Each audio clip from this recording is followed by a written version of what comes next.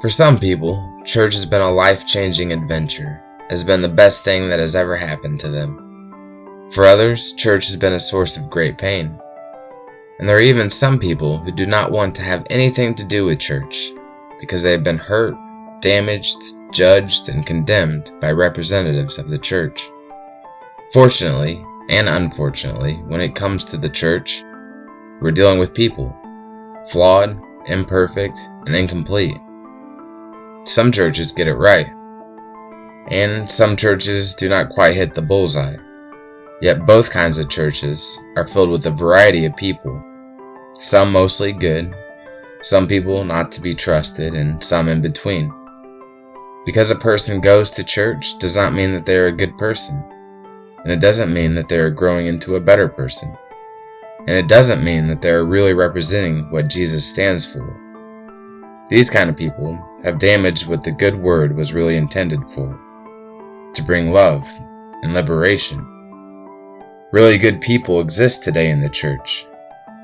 Yet that does not take away from the fact that there are also some people that are unknowingly yet actively pushing people away from the church and from the faith because of their misconceptions.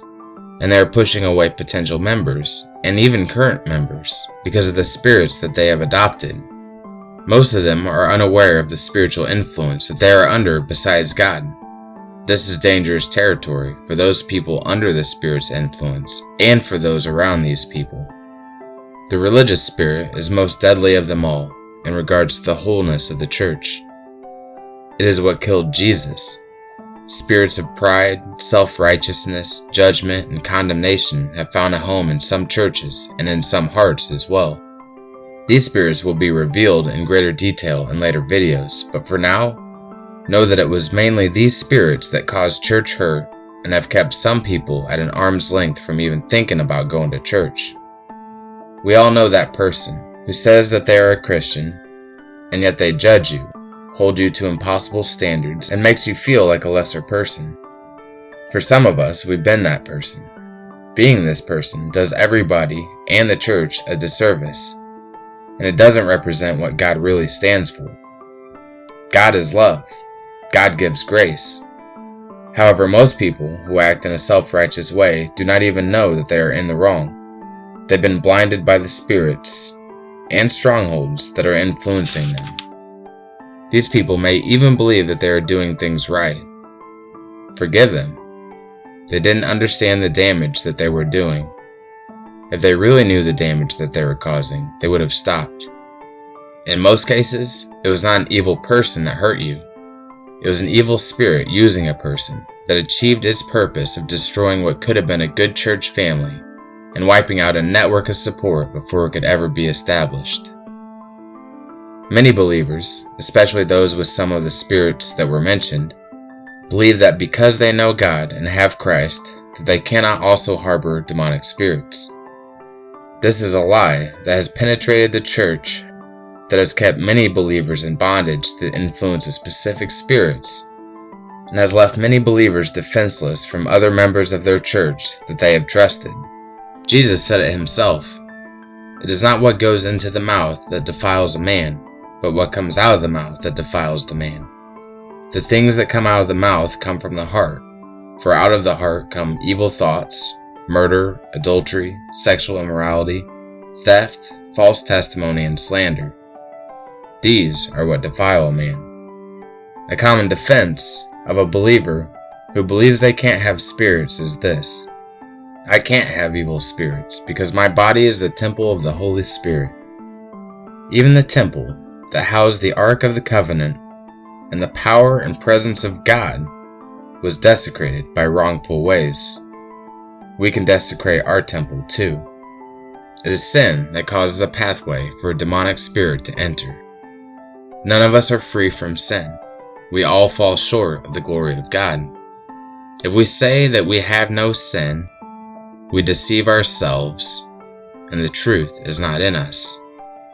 Self-righteousness and pride will have us fooled into thinking that we have it all together though, and that there are no negative spiritual influences affecting us.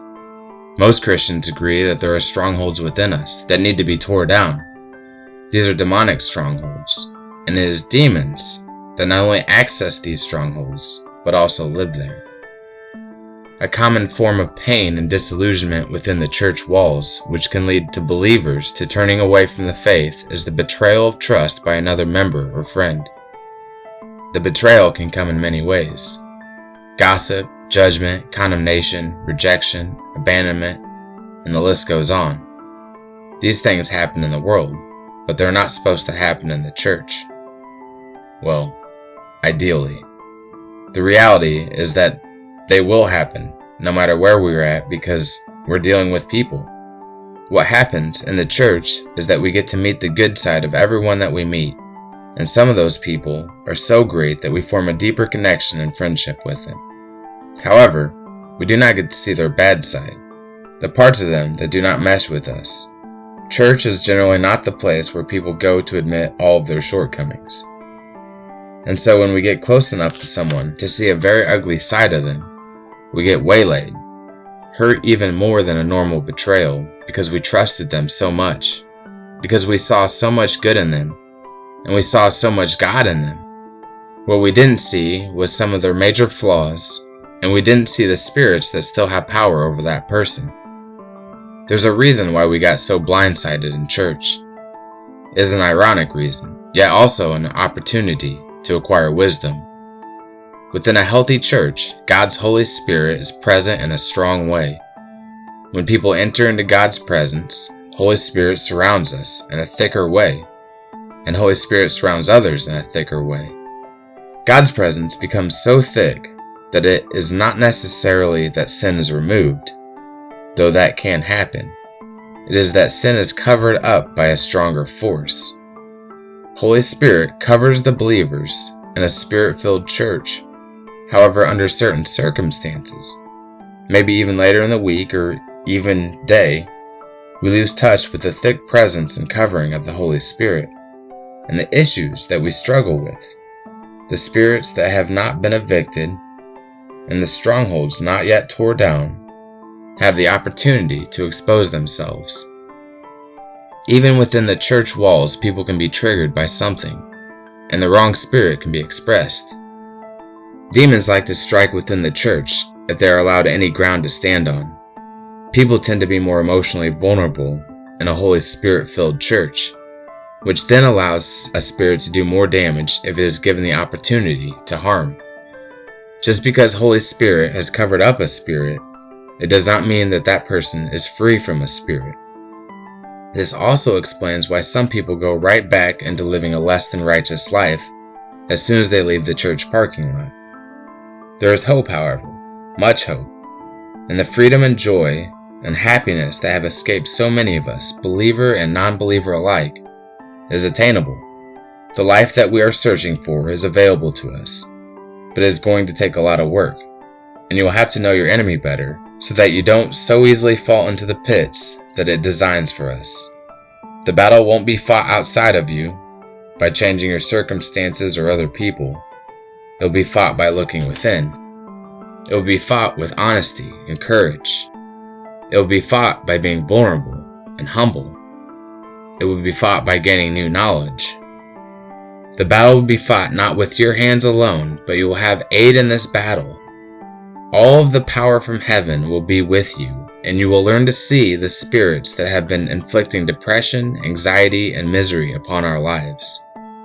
When you see your enemy, and when you know your enemy, when you understand your enemy, then you'll be able to defeat your enemy. Get prepared. Strap on your armor. Grab your weapon.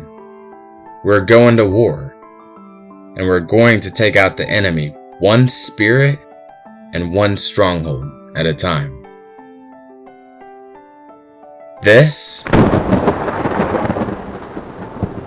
is spiritual warfare.